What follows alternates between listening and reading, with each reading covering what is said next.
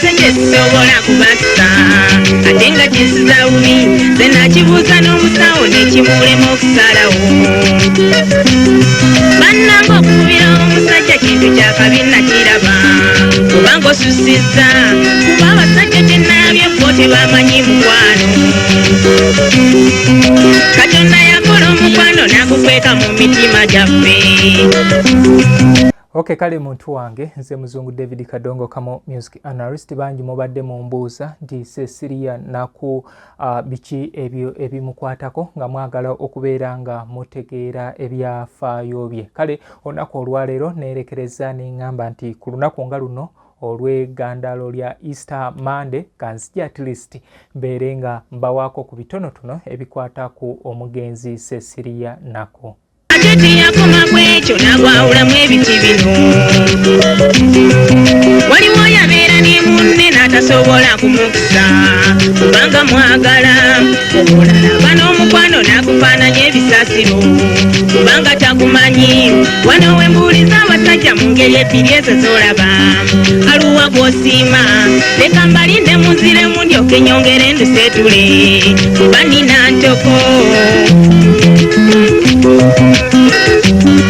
Nfunye ekibuuzo kino okumala ebbanga ddene ng'abantu bambuuza ebimu ku bikwata ku omugenzi Cissy Naku. Cissy Naku yoyo mama wa Mpanga mu luyimba Mpanga. Kale olunaku olwaleero nga luno olw'egandalo lya Easter Monday nsazeewo mbeere nga nzija at least tunyumyemu nga mbategeeza ebimu ku ebyo ebikwata ku omugenzi Cissy Naku. Okwagala kwanjawulo mu ngeri ezimu ezo z'olaba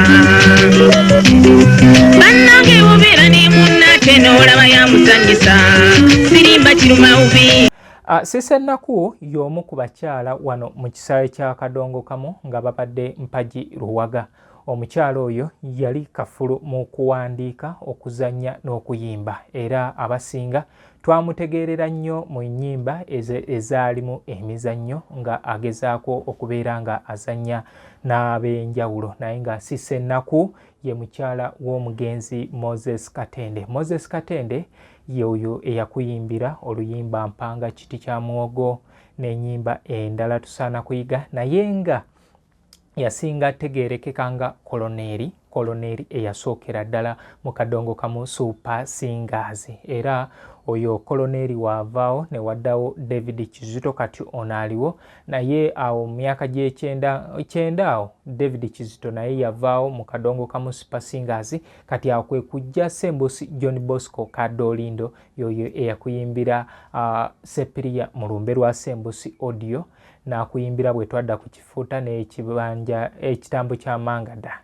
kya Mangada yoyo John Bosco Ssembusi Kadolindo. Ye John Bosco Ssembusi Kadolindo yafa mu 2018 nga 22 twamuziika nga 23 wano Mutundwe. Kale nze muzungu David nsazeewo nzije tubeere nga tunyumyamu.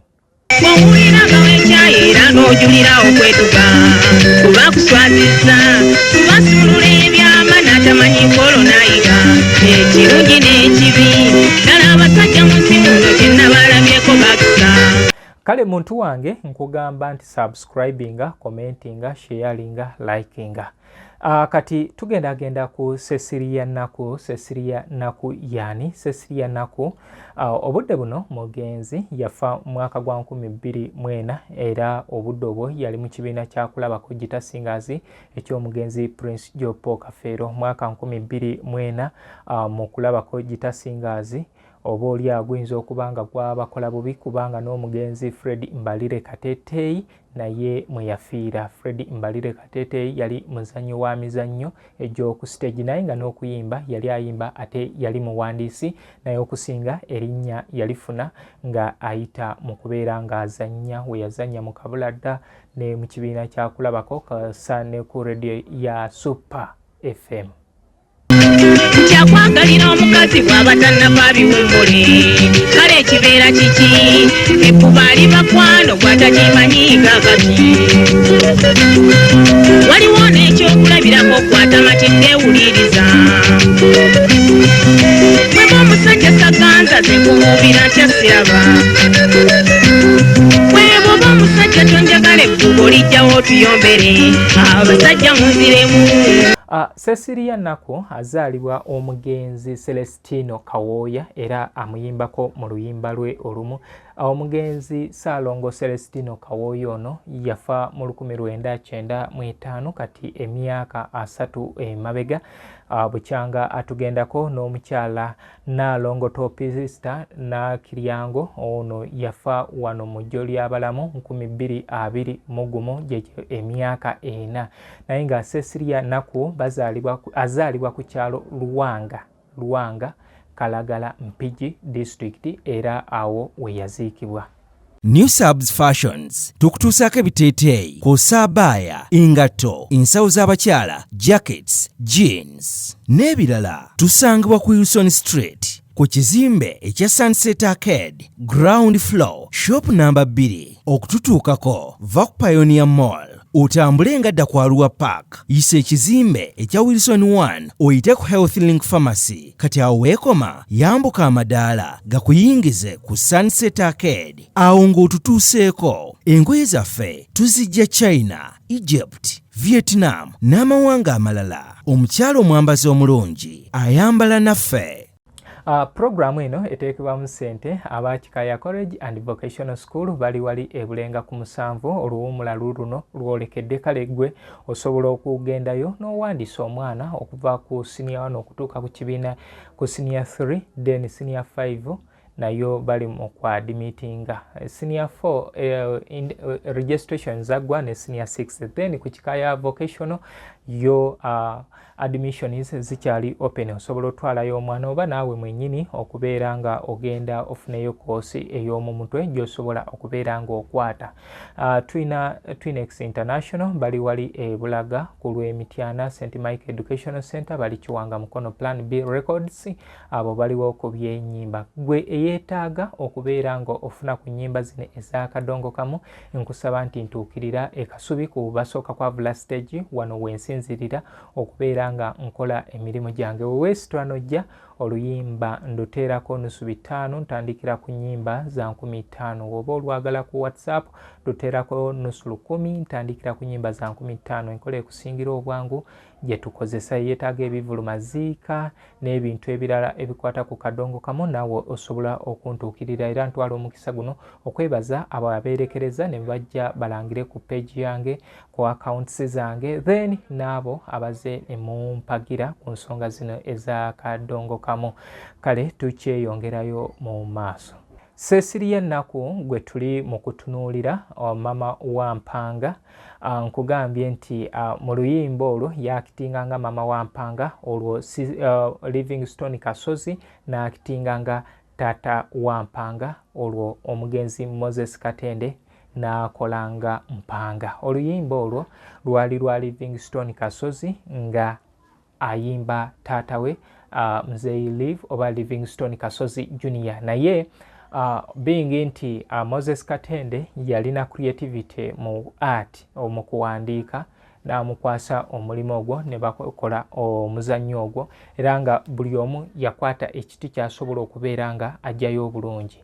Kale bw'atyo Livingstone Kasozi ye yayagala ademonstrating oba alage ebyo taata bye yali amuyisa eka era obw'olumu n'abasajja abasinga bwe tutyo nga tulinamu abakyala abalala bwe tutyo tugezaako okuyisa abaana bano omukyalo ono alimu baatazaala. Kati ye Moses Katende yasalawo azannye nga Livingstone Kasozi mu luyimba olwo. Cecilia Naku ye n'azannyanga mukyala Zaawedde yali mukyala wa Mzee Live. Kale bw'atyo. Cecilia Naku baazaalibwa abaana 6 era nga ye yali omwana omukulu mu nju ya Celestino Kawooya ne Nnaalongo Topista Nakiryango. Kale bw'atyo yaddibwako bano abalala bakyaliwo. Kati Cecilia Naku nga bali ne bba Moses Katende kubanga batandikira mu Uganda mu Kadongo Command Culture Company gye baava ne bagenda mu kibiina kya Mzee Matia Luyima ne batondawo be baali ba founding members ekibiina kya Kadongo Kamu and Super Singers. Nakugamba nti ekibiina ekyo kyalina amaka gaakyo ku Market Street eri ku extreme end eya Kampala Road. Kati gwe atamanyi Market Street weeri gende Nakasero lwe luguudo oluyite Nakasero okujja ku Energy Center oguke ku paaka. Kati ddayo eri ng'odda ku oluguudo olwo abasinga mu luyita Entebbe Road naye yo bagiyita Kampala Road. Kampala Road ekoma ku ssaawa ya Queen.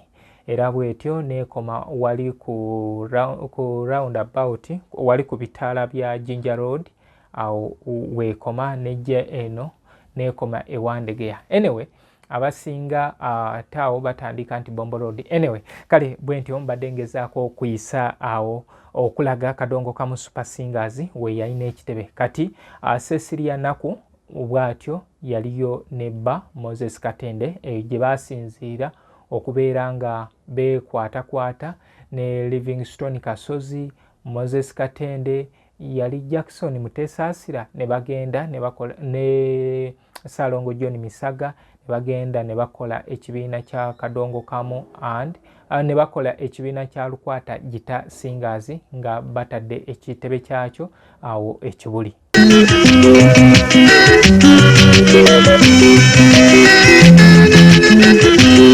Kale bwe gutyo oluvannyuma nga gondi afudde oluvannyuma lwa Moses Katende okufa, Livingstone Kasozi ne Cecilia Naku basigalawo nga batambuza ekibiina naye nga kizzeemu okubeera nga basika omuguwa era ekyo kye kyawaliriza okubeera nga kivaamu ekibiina ekirala ekya Kabuladda Professional Singers. Era bw'atyo Livingstone Kasozi n'agenda ne mukoddomi we ne mukyala we Immaculate Nabiryo n'abalala ne batandika ekibiina kya Kabuladda Professional Singers. Kati ate eyo oluvannyuma Livingstone Kasozi gye yava ate n'addayo n'akola Lukwata Advanced nga Lukwata Advanced eyo ne Cissy Naku yaliyo naye oluvannyuma nga nti Cissy Naku ng'agamba kino yali property ya bbaawe. Bwatyo Livingstone Kasozi kwe kuvaayo ye n'agenda n'akola Kampala Music Stars nga agezaako okwewala entalo ezo. Kati olwo noono Cecilia Naku oluvannyuma yavaawo n'agenda mu kibiina kya Peking ekyakasajja and Sons n'abeerayo era eyo ojjukira nga yali n'omugenzi Moses Balongo. Oluyimba luno lwe tulabye ennaku ebbuba libakwano olwo yalufulumiza eyo lwafulumira ku lutambi olugambo lwa Nalumansi okwalinga Sisedde ewammwe, olugambo lwa Nalumansi Mego olw'Abalongo, omululu gw'ebyensi olwo lwa Cecilia Naku. Kale bw'atyo n'agenda n'akolera eyo. Kati eyo gye baava ne bagenda mu kibiina ky'abazira Gita Singers eky'omulongo Kato Sekandi Wilson Kwita.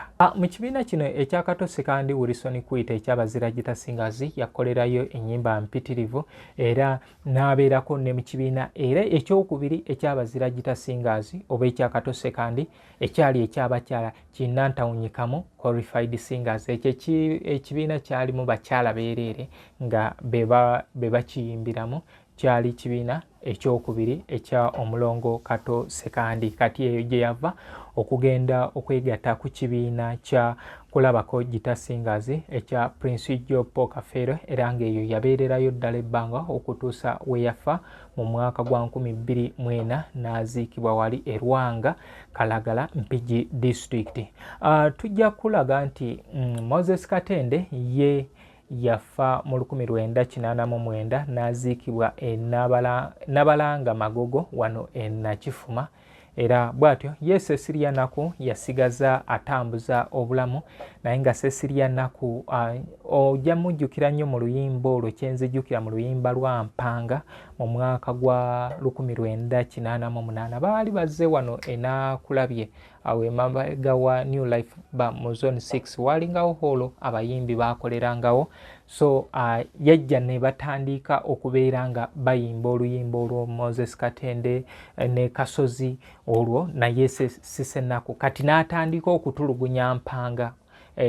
Moses Katende n'atandika okutulugunya Mpanga ngamba Cissy Naku ng'atulugunya Mpanga ku stage. Kati omuwagizi omu kyajja ne kimukwatako n'alaba engeri omukazi gye yali atulugunyaamu omwana bademonstratinga nga kiri ekifaananyi eky'omunda nga naawe obeera okirabirako ddala. Kale bw'atyo ono omuwagizi ye kyamukwatako nekimusukkako era kwe kukwata ssente n'atwala akagaati yali ne soda gwe yali ali mu kunywa n'awaako Moses Katende oba Mpanga anyweko ng'alaba omukazi amutulugunya. Kati ye Cecilia Nnaku ng'ali wali ku mabbali yeesimbye bw'ati olwamala okunywa ku soda n'akagaati Cecilia Nnaku kwe kwambalira Mpanga amugamba otandise okusabiriza otandise okubeera ng'ogenda olyali abantu bakuwa ebintu n'olya. N'akwata n'amusala oluyi n'amuggyako n'ebintu n'abikanyuga eri. Kati ono omuwagizi emotions oba obusungu bwamulinnya ate n'ayambalira stage n'alinnya ku stage n'akuba Cissy Nnaku oluyi nga akyerabidde nti bali mu kwakitinga bali mu kuzannya n'akuba Cecilia Nnaku oluyi nga amuvunaana okubeera nga amuggyeko ebintu byagize. Ebintu bino abatalabye ku bivulu ebirimu emizannyo yinza okinyumya omuntu n'akirabanga oba muzungu ayogera obwogezi. Nedda abantu bazannya n'akugirayo ekifaananyi. Basaba nti munoonyeeko ekivulu kya Muzeeyi Matiya Kakumirizi ng'akuzannyira kinyoozi.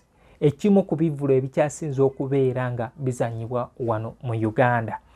Kale muntu wange tugenda kutunuulira ezimu ku nnyimba omukyalo ono Cissy Nnaku ze yabeeramu nga zirimuko emizannyo era nga zamutunda nnyo oba oliawo ng'oli eyo nga obadde tozimanyi. Naye gwe yeetaaga ennyimba za Cissy Nnaku omukyala wange omufumbe osobola okuntuukirira ekasubi ku basooka kwa vula stage ne tuba nga tuzifuna.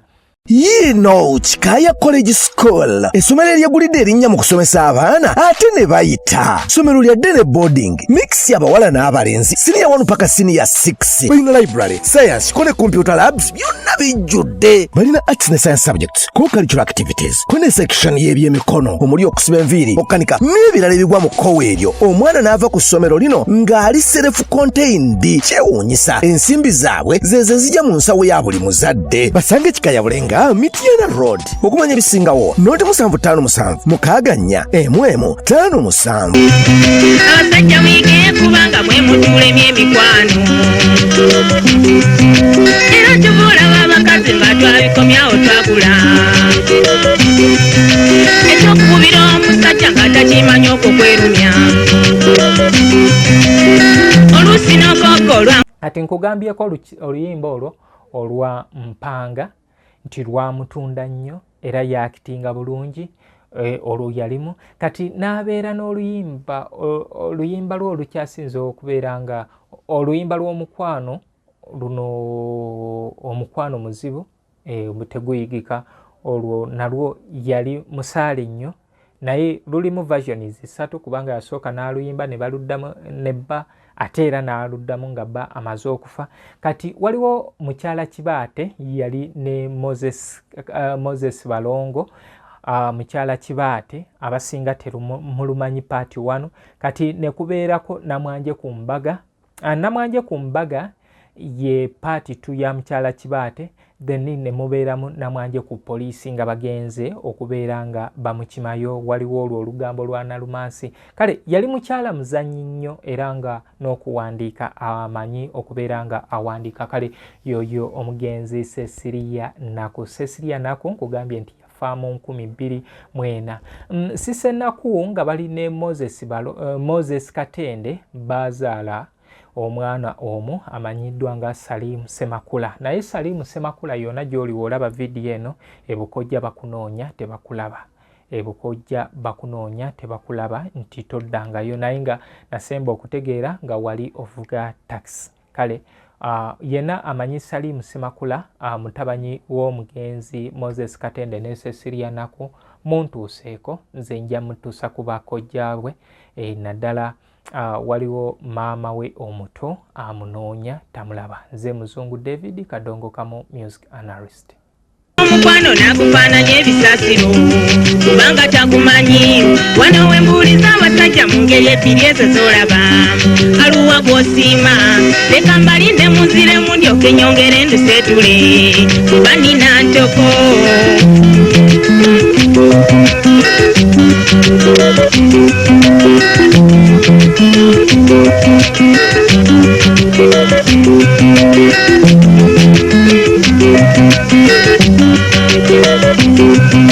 okwagala ko kwanjawulo mu ngeri ezimu ezo z'olaba bannange obeera ne munnate n'olaba yamuzannyisa sirimba kirumawubi owulira nga wekyayi era n'ojulira okwetuga kuba kuswaziza kubasumulula ebyama n'atamanyi nkolo n'ayiga ekirungi n'ekibi ddala abasajja mu nsi muno kye nabalabyeko bakisa kagenda nakulimba bamigolo tannabakusukula nze ne mmala mutwale wange golo n'ebirungi tojula kyatokugatika abakaze kyonna kimala nkububire awo naawe n'ogonda naye nno maama ebittirira bye ebyabankyaya n'etamwa era nze nemmanyiwa kuba we waayita ebbanga ng'aganza mukaaga gy'ayita mavudde gy'akolera olw'omukyalo w'omu maka okuuka mu byakulibaze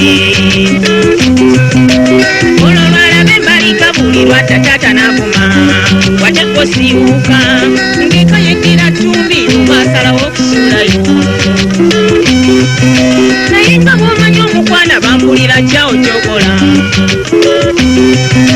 nze neyekulaayomba nnumba mukazi w'olwo n'enkuba naye wulire ebiddirira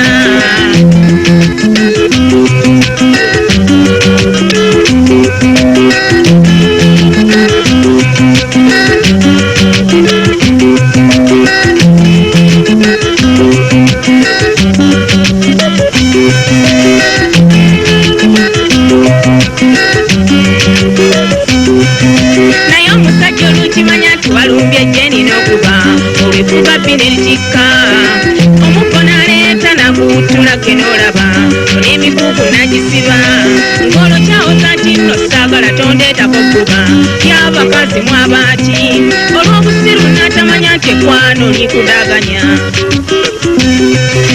ate nno najja yeerabirabye yayogera nga yeegula kuba malaaya yabumala naye abasajja kambuusemu abagamba kinno tukuba oba waneze mu nnyumba kikosalawo tugasike olw'okugambako bwekintu oleega makooti kukuba naye wemanga ze mbagase kwata ku bajjawo kyokola ze mbuulira abasajja eyo gyebittiranga munyumya kyakwagalira omukazi bw'aba tannava biwummule kale ekibeera kiki ebbuba ali bakwano gwatakimanyiiga kati waliwo n'ekyokulabirako kwata matidde ewuliriza bweba omusajja saganza ze nkubuubira ntya siraba bweba oba omusajja tonjagala ebbuba olijjawo otuyombere abasajja munziremu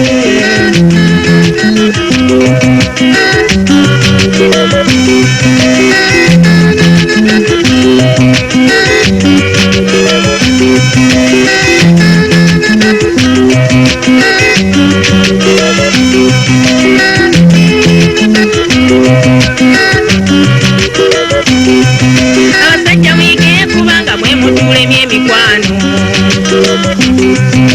era tubuulaba abakazi nga twabikomyawo twagula ekyokukubira omusajja nga takimanyi okukwerumya